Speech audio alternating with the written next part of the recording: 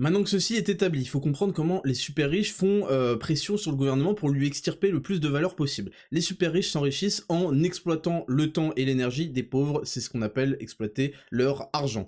Ils espèrent qu'ils vont donner le plus possible sans derrière avoir des retours. Le problème c'est que les populations en général locales ne sont pas encore complètement horizontalisées et donc ont un socle commun qui s'appelle la nation, la même langue, la même religion, la même ethnie, beaucoup de choses qui les rapprochent et qui empêchent l'horizontalisation absolue de la lutte.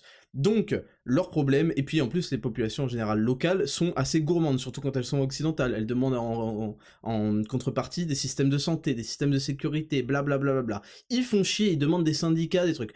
Donc, les super riches ont un accord secret avec les gouvernements, et c'est pour ça en fait que vous ne comprenez pas pourquoi est-ce que l'explosion de l'immigration est aussi incontrôlée, c'est de faire inflationner, de créer une inflation dans la bulle de la catégorie des pauvres.